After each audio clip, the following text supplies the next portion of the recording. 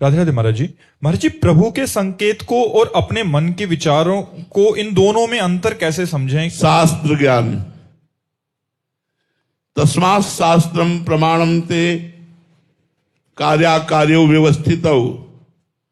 जो तुम्हारे अंतःकरण में आ रहा है, यदि वो शास्त्र विरुद्ध है तो कभी भगवत प्रेरणा नहीं हो सकती, वो मन की वासना है। यदि शास्त्र सम्मत है तो भगवत प्रेरणा है। शास्त्र के विरुद्ध है, मन की वासना है। शास्त्र प्रमाण। इसीलिए सबको चाहिए कि नित्य शास्त्र स्वाध्याय करना चाहिए। कभी गीता जी, कभी श्रीमद् भागवत जी, रामचरितमानस जी, वेद पुराण शास्त्र सब बहुत हैं। थोड़ा समय अध्ययन में देना चाहिए, जिससे हमें पता चले कि हमारा क्या धर्म है, किसे अधर्म कहते हैं, क्या करना चाहिए, क्या नहीं करना चाहिए। ये जो हमारे अंदर स्फुरणाएं होती रहती हैं, ये दो प्रकार की होती है, एक असत और एक सत।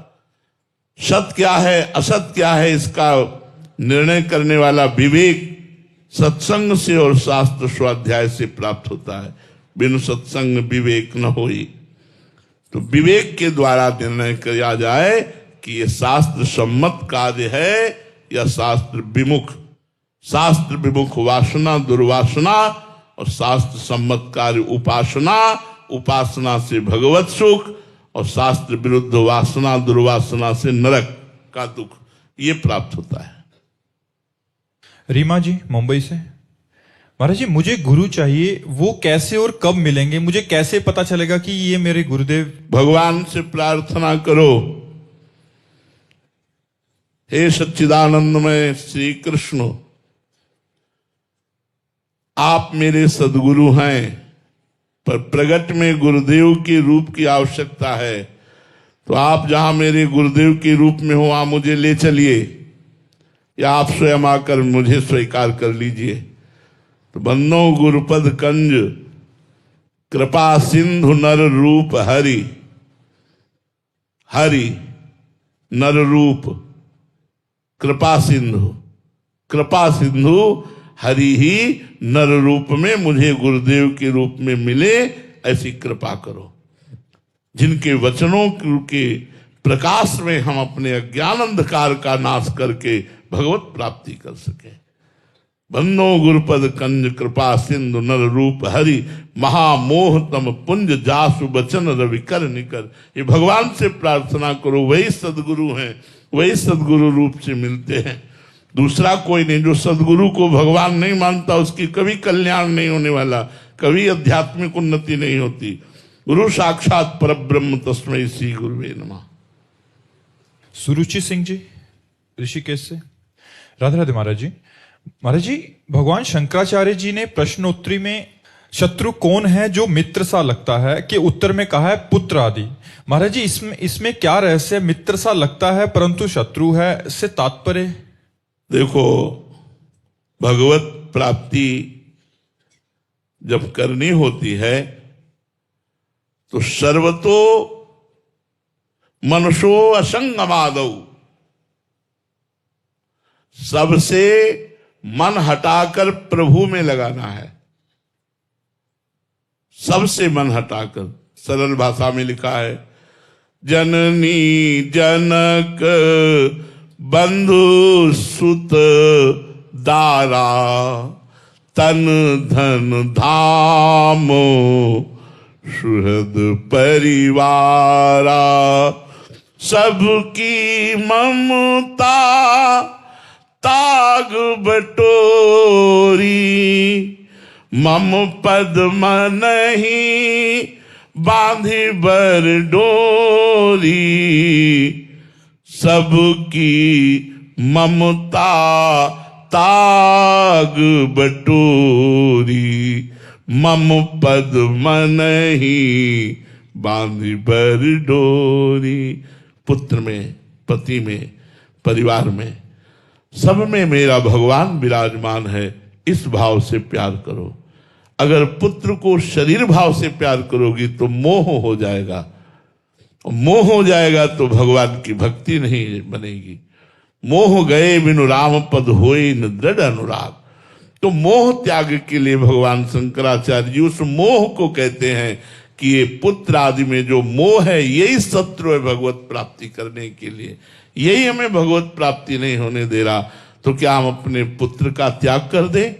नहीं, और प्यार करो, लेकिन उसमें भगवान मान के प्यार करो कि इसमें भगवान विराजमान है।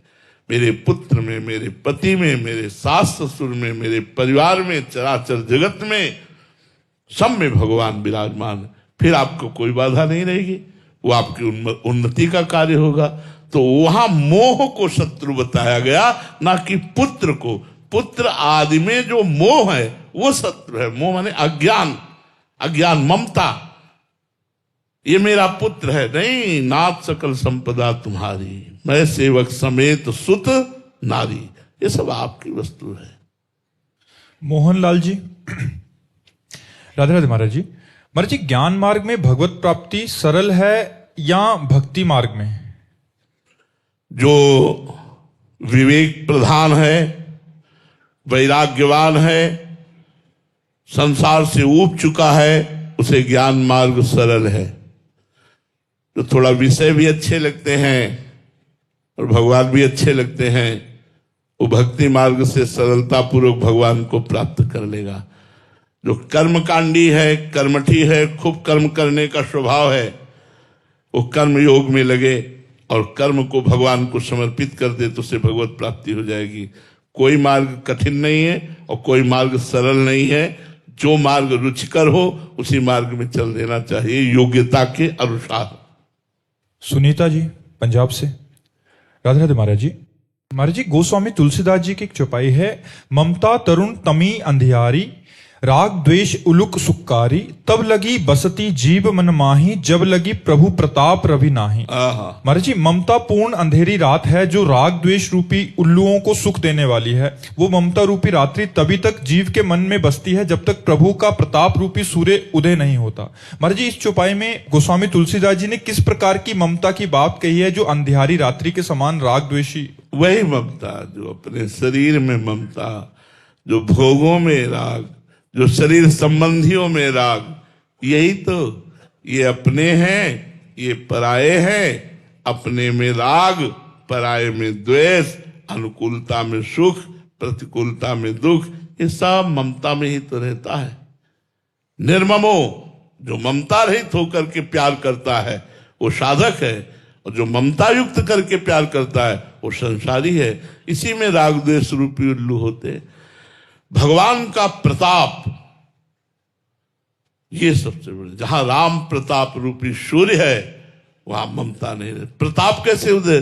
भगवान की लीला कथा सुनो, भगवान के प्रेमी महाभागवत को गुरु मानो, भगवान की प्रेमी महाभागवत के द्वारा दिए गए नाम मंत्र को जपो, तो आपके हृदय में भगवान का प्रताप उदित होगा। और प्रताप जब उदय होता है तो सब भय, शंका सब निवृत्त हो जाता है। एक अद्भुत आनंद रहता है और मन भगवान के चरणों के बल से संसार के सारे कर्तव्यों का पालन करते हुए भी भजन परायण रहता है। देखो राम प्रताप में कितना बड़ा बल है। जब बार बार मनुष्य नर नर करके रावण बात करता भगवान के लिए, तो अंगद को आवेश आ गया और कहा, जिसे तुम बार बार मनुष्य कहते हो, उन भगवान के बल से मैं कहता हूं कि मैं उनका एक छोटा सा दास हूं। तेरी सभा में अगर कोई वीर हो, मैं पैर जमाता हूं, मेरा पैर उखाड़ दे, राम सीता को हार जाएंगे और वापस हो जाएंगे। कोई वीर हो हिला के दिखा दे। जानते थे कि 20 बार कैलाश उठा चुका है रावण। मेघनाथ जैसे कोई पक्षी को बंदी बना के लावे, ऐसे देवराज इंद्र को बंदी बना के डाल दिया था रावण के सामने, इसीलिए उसका नाम इंद्रजीत हुआ। नरान तक देवान तक ऐसे असुर बैठे हुए थे जो हिला दे पृथ्वी को अकेले। उनके बीच में भगवान के प्रताप का परिचय प्राप्त करने वाले अंगद ने चमत्कार प्रकट कर दिया।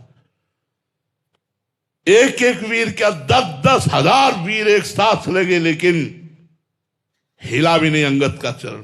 राम प्रताप सुमिर पन रोपा। तो जिसके हृदय में भगवान का प्रताप जागृत हो गया, वहां राग द्वेष, अनुकूलता प्रतिकूलता, सुख दुख, जय पराजय, ये सब भाग जाते हैं। द्वंद्व, परमानंद रहता है। द्वंद्व नहीं रहता, परमानंद रहता है।